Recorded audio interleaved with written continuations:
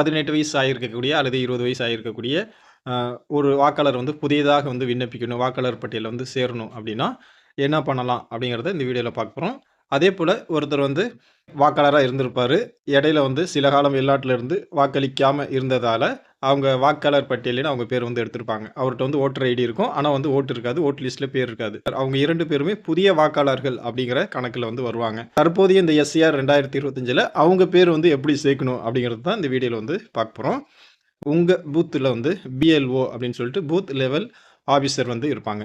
அவங்கள்ட்ட நாங்கள் வந்து புதிய வாக்காளராக சேரணும், அதுக்கான விண்ணப்ப படிவம் வந்து கொடுங்க அப்படின்னு கேட்டிங்கன்னா இந்த மாதிரி படிவம் 6 வந்து உங்களுக்கு கொடுப்பாங்க.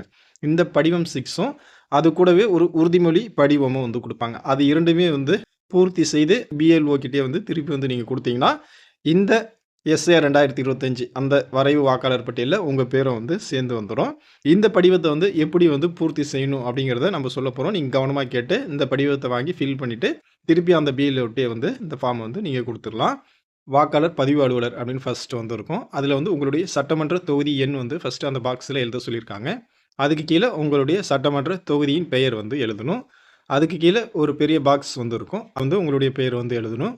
குடும்ப பெயர்னு கேட்டிருக்காங்க, அது எதுவும் இருந்தால் எழுதலாம், இல்லைன்னா தேவை கிடையாது.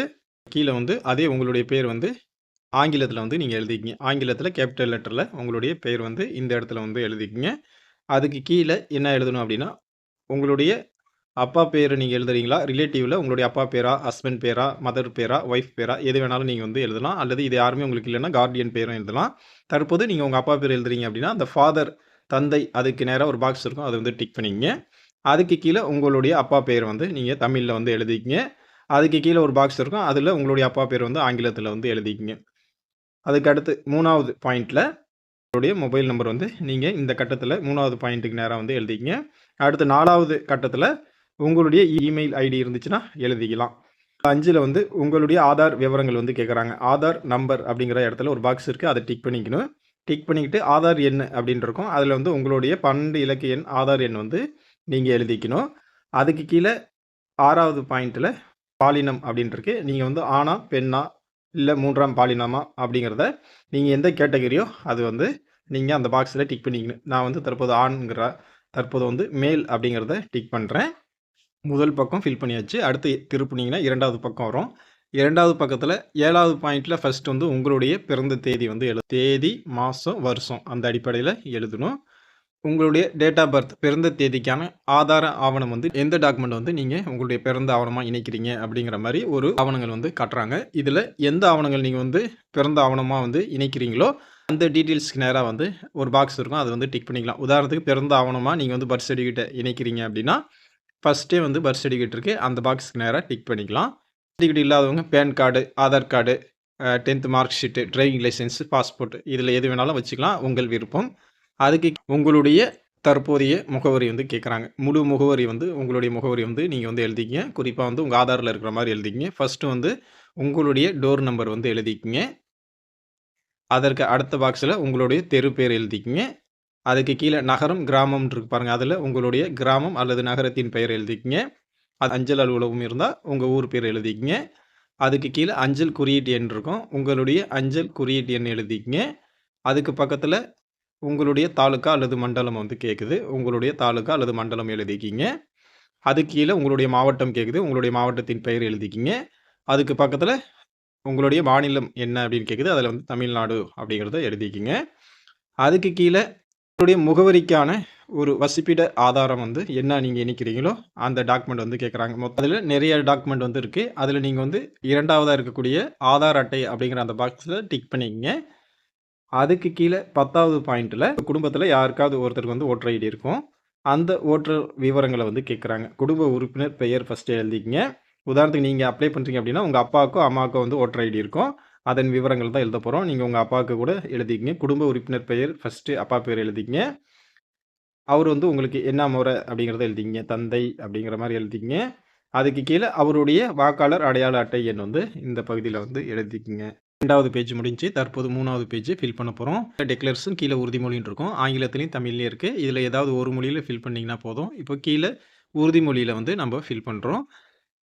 உறுதிமொழியில் நான் வந்து இந்த மாநிலத்தை சார்ந்தவன், மேலே நகரம், உங்களுடைய மாவட்டம், உங்களுடைய மாநிலம், அது எழுதினாவே போதும். சாதாரணமாக இந்த வருஷத்திலேன்னு குடியிருந்து வருகிறேன். அந்த டேஷில அந்த வருஷம் வந்து எழுதிக்கங்க. வேற எந்த டீட்டெயில்ஸும் எழுத தேவையில்ல. கீழ வந்து விண்ணப்பதாரரின் கையொப்பம் இருக்கும். அவருடைய கையெழுத்து போட்டுக்கங்க. பக்கத்தில தேதி இருக்கும். நீங்க எப்போ பிஎல்ஓட்ட குடுக்குறீங்களோ, அந்த தேதி எழுதிக்கிட்டு, உங்களுடைய இடத்தில உங்களுடைய ஊர் பெயர் வந்து எழுதிக்கங்க. இந்த அப்ளிகேஷன்ல வந்து கீழ வந்து விண்ணப்பத்திற்கான ஒப்புகை சீட்டு ரசீது அப்படிங்கிற மாரி இருக்கும். அது வந்து உங்களுடைய டீட்டெயில் வந்து அதில எழுதிட்டு, கீழ வந்து உங்களுடைய பிஎல்ஓ வந்து கையெழுத்து போட்டு, அத கிழிச்சு உங்க கையில குடுத்துட்டு, அந்த ஃபார்ம் வந்து அவங்க வாங்கிக்குவாங்க.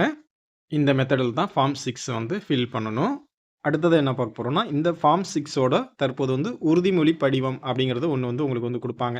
இந்த உறுதிமொழி படிவத்தில நீங்க என்ன எழுதணும் அப்படின்னா, ஃபர்ஸ்ட்டு வந்து விண்ணப்பதாரரின் பெயருங்கள்ல உங்க பெயர் வந்து எழுதிக்கங்க. கைபேசி எண் கேட்பேன். உங்களுடைய மொபைல் நம்பர் எழுதிக்கங்க. அதுக்கு கீழ உங்களுடைய அட்ரஸ் வந்து எழுதிக்கங்க. ஃபார்ம் 6ல நீங்க ஏற்கனவே எழுதின அதே அட்ரஸ் வந்து எழுதிக்கங்க.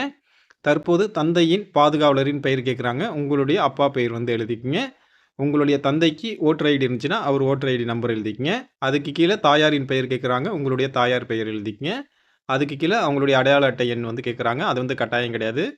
அதுக்கு கீழ உங்களுடைய துணைவியார் பெயர் கேட்குறாங்க. அதாவது உங்களுக்கு மேரேஜ் ஆயிடுச்சுன்னா, அத எழுத சொல்றாங்க. இல்லன்னா அது வந்து கட்டாயம் கிடையாது. அதுக்கு கீழ 2 பாக்ஸ் வந்து குடுத்துருக்காங்க. இதுல வந்து என்ன எழுதணும் அப்டின்னா, 18 வயசு ஆனவங்க புதிய வாக்காளரா நீங்க வந்து பதிவு செய்றீங்கன்னா, இந்த லெஃப்ட் பாக்ஸ்ல ஃபில் பண்ண தேவையில்ல. ரைட் பாக்ஸ்ல மட்டும் ஃபில் பண்ணிக்கலாம். ரைட் பாக்ஸ்ல என்ன ஃபில் பண்ணணும் அப்டின்னா, உங்க அப்பா பேரு. நீங்க இப்ப புதுசா வாக்காளரா பதிவு செய்றீங்க. ஆனா உங்க அப்பாவுக்கு, உங்க அம்மாவுக்கு, உங்க தாத்தாவுக்கு, உங்க பாட்டிக்கு வந்து 2002 முந்தைய சிறப்பு தீவிர திருத்தத்தின் வாக்காளர் பட்டியல்ல உள்ள முந்தைய பத்தியில உங்களுடைய அப்பா, அம்மா, தாத்தா, பாட்டி பெயர் வந்து கண்டிப்பா இருக்கும். அந்த டீட்டெயில்ஸ் வந்து எடுக்கணும். உதாரணத்துக்கு உங்க அப்பா பேர் 2002ல இருந்துச்சு அப்டின்னா, அவருடைய பெயர் அதுல வந்து அந்த பழைய ஓட்டர் ஐடி நம்பர் இருந்துச்சுன்னா, அந்த நம்பர் இல்லன்னா தேவை கிடையாது. அடுத்து அவருடைய அப்பாவுடைய பெயரு, அதுக்கு அடுத்து உறவுமுறையில தந்தைங்கிறத எழுதிக்கங்க. அதுக்கு கீழ மாவட்டத்தில உங்களுடைய மாவட்டம் எழுதிக்கங்க. அதுக்கு கீழ மாநிலத்தில தமிழ்நாடுன்னு எழுதிக்கங்க. அதுக்கு கீழ சட்டமன்ற தொகுதியின் பெயர், உங்களுடைய சட்டமன்ற தொகுதி 2002ல என்னவோ அத எழுதிக்கங்க. அதில சட்டமன்ற தொகுதி எண் எழுதிங்க, பாகம் எண் எழுதிங்க, வரிசை எண் எழுதிங்க. இது எழுதிட்டு கீழ வந்து வாக்காளரின் கையொப்பம் இருக்கும். கையொப்பம் போட்டுருங்க. அதேபோல 2 பாக்ஸ் வந்து குடுத்துருக்காங்க. படிவம் 6ன் மூலம் வாக்காளர் பட்டியல்ல பெயர் சேர்ப்பதற்காக விண்ணப்பிக்கும் எனது பெயர் வேறு எந்த சட்டமன்ற, பாராளுமன்ற தொகுதியின் வாக்காளர் பட்டியலிலும் இடம்பெறவில்லை அப்படிங்கிற உறுதிமொழிய கேட்குறாங்க. அந்த பாக்ஸ்க்கு நேரா ஒரு டிக் பண்ணிட்டு, கையெழுத்து போட்டுட்டு, உங்க பிஎல்ஓட்ட குடுத்துருங்க. அவங்கள வந்து கீழ ஒரு சைன் பண்ணிட்டு, இதற்கான ஆதாரத்தையும் வந்து உங்கள்ட்ட குடுத்துருவாங்க. இதே மெத்தட்ல பழைய வாக்காளர் வந்து வாக்காளர் ஓட்டர் ஐடிலாம் இருக்கு. ஏற்கனவே ஓட்டு போட்டுருக்காங்க. ஆனா, தற்போதைய வாக்காளர் பட்டியல்ல அவருக்கு பேர் வந்து இல்ல. அவங்களுக்கு வந்து இந்த எஸ்ஏஆர் 2025 அந்த கணக்கீட்டு படிவமும் வழங்கப்படல அப்டின்னா, அவரும் இந்த ஃபார்ம் 6 வந்து ஃபில் பண்ணி குடுக்கணும். அதோட இந்த உறுதிமொழி படிவமும் வந்து ஃபில் பண்ணி குடுக்கணும். அவருக்கும் இதே டீட்டெயில்ஸ் தான். மேல விண்ணப்பதாரர் பெயர், கைபேசி எண், முகவரி. அதுக்கு கீழ தந்தையின் பெயர், பாதுகாவலர் பெயர், குழந்தையின் பாதுகாவலர், வாக்காளர் அட்டை, அந்த மேல இருக்கிற பாக்ஸ் அவருக்கு அதே மாரி ஃபில் பண்ணிக்கணும். அவரு வந்து ரைட்ல வந்து ஃபில் பண்ணாம, அவருக்கு வந்து 2002ல ஓட்டு இருந்துச்சுன்னா, அவர் வந்து லெஃப்ட்ல வந்து அவருடைய டீட்டெயில்ஸ் ஃபுல்லா வந்து எழுதணும். வாக்காளர் பெயர், அவங்க அடையாள அட்டை எண், உறவினர் பெயர், உறவுமுறை, மாவட்டம், மாநிலம், சட்டமன்ற தொகுதி, அந்த எண், பாகம் எண், வரிசை எண். சட்டமன்ற தொகுதி எண், பாகம் எண், வரிசை எண். இந்த டீட்டெயில் வந்து இந்த பகுதியில எழுதணும். இல்ல அவருக்கும் 2002ல வந்து பெயர் இல்ல, அவங்க அப்பாவுக்கு இருக்கு, அவங்க அம்மாவுக்கு இருக்கு அப்டின்னா, அவரும் வந்து ரைட் சைட்ல நம்ம ஏற்கனவே சொன்ன மாரி அந்த மெத்தட்ல ஃபார்ம் ஃபில் பண்ணிக்கணும். இந்த மெத்தட்ல தான் வந்து புதிய வாக்காளர்களும் விண்ணப்ப படிவம் பூர்த்தி செய்யணும். ஏற்கனவே வாக்காளர்களா இருந்து தற்போதைய பட்டியல்ல நீக்கப்பட்டிருக்கவங்களும் இந்த மெத்தட்ல தான் வந்து ஃபார்ம் ஃபில் பண்ணணும். இந்த ஃபார்ம ஃபில் பண்ணிட்டு உங்களுடைய பூத் லெவல் ஆஃபீசர்ட்ட இந்த ஃபார்ம் வந்து குடுத்துருங்க. வரக்கூடிய புதிய வரைவு வாக்காளர் பட்டியல்ல உங்களுடைய பெயர வந்து சேர்ந்து வந்து வந்துரும். நன்றி.